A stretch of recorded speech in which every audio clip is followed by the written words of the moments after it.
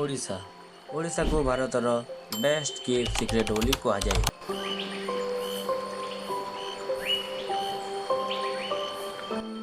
ବର୍ତ୍ତମାନ ସମୟରେ ଓଡ଼ିଶାର ବିକାଶ ଆଗକୁ ବଢ଼ି ଚାଲିଛି।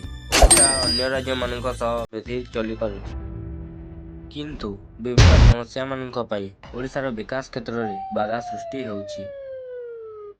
ଓଡ଼ିଶାର ବିକାଶରେ ବାଧା ଦେଉଥିବା ସମସ୍ୟାର ମୁଖ୍ୟ କାରଣ ହେଲା ପୂର୍ବ ଓ ପଶ୍ଚିମ ଓଡ଼ିଶା ମଧ୍ୟରେ ଲଢ଼େଇ ବା ପଶ୍ଚିମ ଓଡ଼ିଶାବାସୀଙ୍କର ସ୍ୱତନ୍ତ୍ର କୌଶଳ ରାଜ୍ୟ ଗଠନ ସ୍ୱତନ୍ତ୍ର କୌଶଳ ରାଜ୍ୟ ଦାବି କରାଯାଉଛି।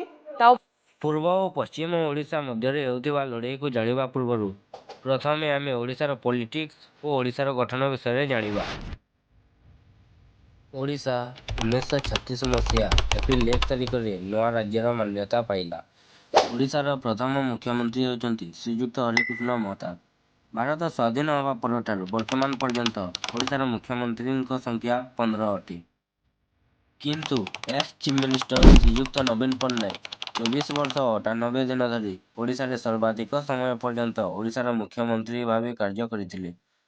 ବର୍ତ୍ତମାନ ଆମେ ପୂର୍ବ ଓ ପଶ୍ଚିମ ଓଡ଼ିଶା ମଧ୍ୟରେ ହେଉଥିବା ଲଢ଼େଇର ମୁଖ୍ୟ କାରଣ କୋଶଳ ଆନ୍ଦୋଳନ ବିଷୟରେ ଜାଣିବା। କୋଶଳ ଆନ୍ଦୋଳନ ଅନେକ ସମୟରୁ ଚାଲି ଆସୁଛି, କିନ୍ତୁ 2016 ଠାରୁ ଏହି ଆନ୍ଦୋଳନ ତୀବ୍ର ହେବାରେ ଲାଗିଛି। ଆନ୍ଦୋଳନର ମୁଖ୍ୟ ଦାବି ହେଲା ସ୍ୱତନ୍ତ୍ର କୋଶଳ ରାଜ୍ୟ ଗଠନ। ବରଗଡ଼, ବଲାଙ୍ଗୀର, ସମ୍ବଲପୁର ପରି ଏହିପରି 11ଟି ଜିଲ୍ଲା ସ୍ୱତନ୍ତ୍ର କୋଶଳ ରାଜ୍ୟ ଦାବି କରୁଛନ୍ତି। ଆନ୍ଦୋଳନର କାରଣ ହେଲା ପଶ୍ଚିମ ଓଡ଼ିଶା ପୂର୍ବ ଓଡ଼ିଶା ଅପେକ୍ଷା ଅବିକଶିତ ଅଟେ। ପଶ୍ଚିମ ଓଡ଼ିଶାର ଉତ୍ସକୁ ପ୍ରୟୋଗ କରି ମଧ୍ୟ ରାଜ୍ୟ ସରକାର ପଶ୍ଚିମ ଓଡ଼ିଶାର ବିକାଶରେ ଧ୍ୟାନ ଦିଅନ୍ତି ନାହିଁ। ଅନ୍ୟ ମୁଖ୍ୟ କାରଣ ହେଲା ପଶ୍ଚିମ ଓଡ଼ିଶାର ଭାଷା ଏବଂ ସଂସ୍କୃତିକୁ ଅନେକ ସମୟରେ ଅବହେଳା ଏବଂ ଅସମ୍ମାନ କରାଯାଏ। ପୂର୍ବ ଓ ପଶ୍ଚିମ ଓଡ଼ିଶା ମଧ୍ୟରେ ହେଉଥିବା ଲଢ଼େଇର ମୁଖ୍ୟ କାରଣ ହେଉଛି କୋଶଳ ଆନ୍ଦୋଳନ।